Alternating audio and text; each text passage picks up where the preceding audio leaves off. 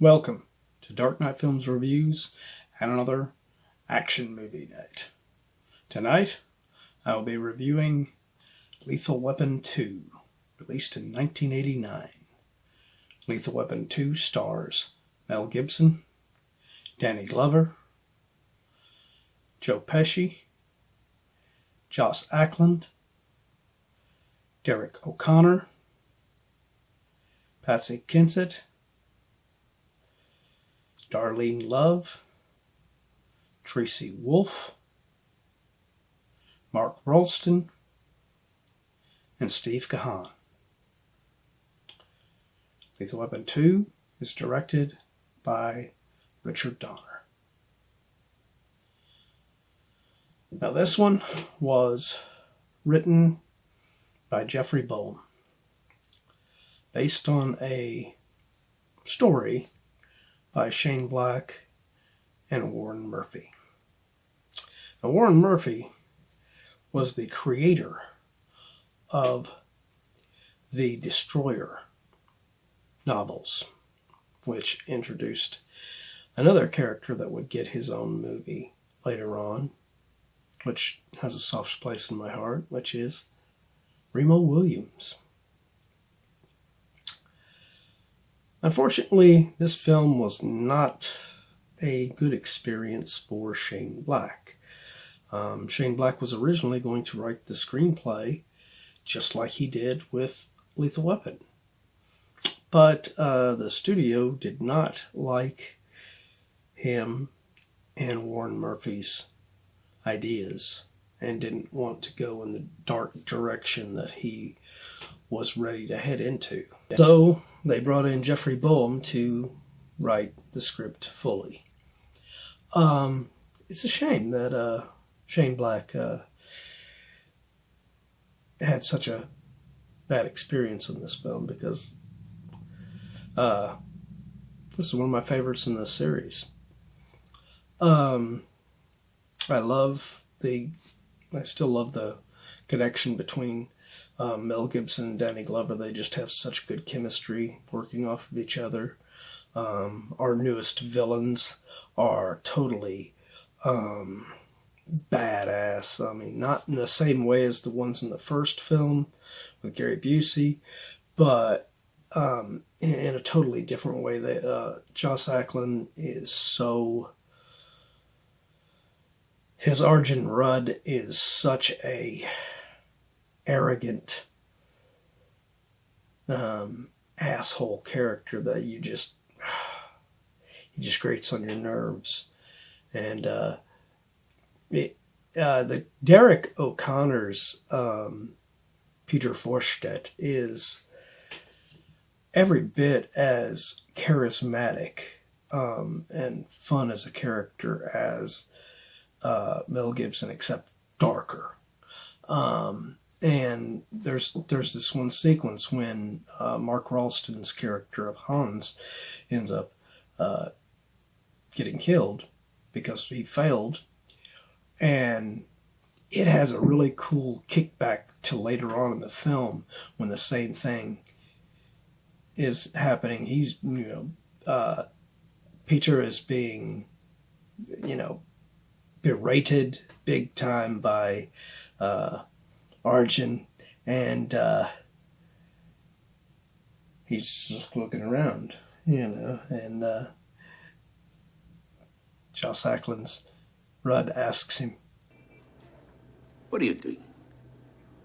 Oh, just checking to see if I was standing on plastic. That kind of stuff with the character, just, it shows that the character could be fun.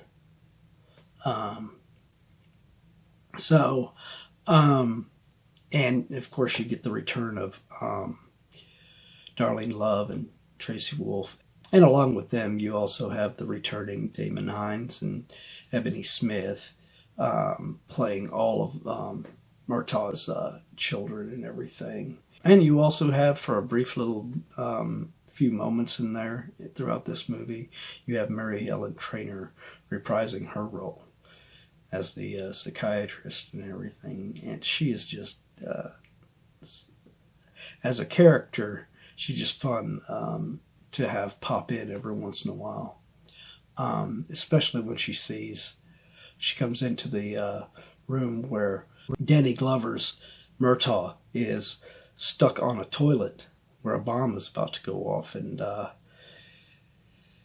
Martin's there by him and everything, and she's telling all the other cops. Believe me, there is nothing in this room that I cannot handle. I was wrong. Great moment. Great moment. And of course, Steve Kahan as Captain Murphy. I mean, he gets a bigger part in this one, and I'm glad. I love when he's all over Riggs and Murtaugh's case when they take along the character they're supposed to be protecting, Leo Getz, played by Joe Pesci. Jeez. You took a civilian on a bus. The civilian you're supposed to be protecting. He's alive, isn't he? It's okay, it's okay. I signed a waiver. Shut up, Leo. Besides, I usually wait in the car. Usually. But adding Joe Pesci to the mix just makes this so much more fun with the movie. Even though his character is serious in certain scenes, he's still hilarious. And I just love the addition of the Leo Getz character. He was a perfect addition to this. And then the other cast member that was new to this film was Patsy Kensit as Rika van den Haas. And God, I love this character. Unfortunately, she does die in the film in a tragic way, and you would hate to die the way she did. And you don't even know she's dead right away, because the last time you saw her, she was okay, and then the next thing you know, Riggs is thrown into the water, and he frees himself by snapping his shoulder out of place, and then goes to swim back up to the top, but then he looks over, and there she is in the water.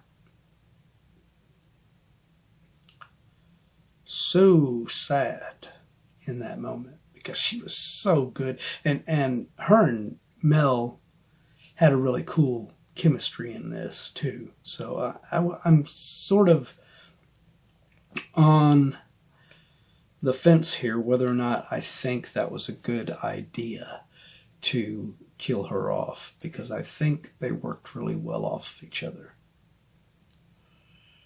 But in the end, I don't think losing Shane Black as the full-on writer in favor of Jeffrey Boehm was bad. I think the studio made the right decision on this one by not going in that darker direction that Shane Black and Warren Murphy's original script went in. Lethal Weapon was kind of dark a lot, so seeing this film going more into a more fun and adventurous route, I think was a good move by Warner Brothers and Richard Donner. I absolutely love this film. I saw it in the theaters when it first came out, and I went and seen it multiple times. That's how great it was to me.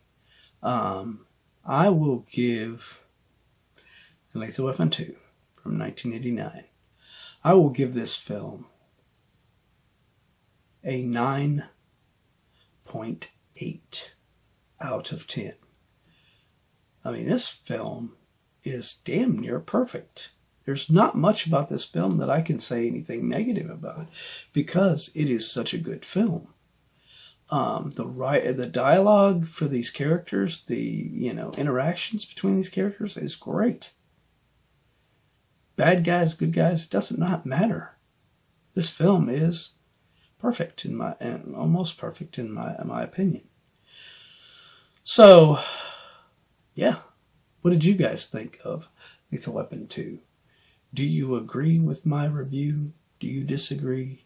Let me know in those comments down below. And as usual, if you liked this video, do not forget to like, share, and subscribe, because it really does help this channel out a lot. And don't forget to hit that bell icon to be notified about future videos. Alright, it's the end of another action movie night. Join me tomorrow as we will have two video game night videos. One will go up a little earlier in the day, and that will be my Texas Chainsaw Massacre, the video game review. And the other will be another video in this fighting game month of gameplay. So, hope you will join me for both of those. Thanks for watching.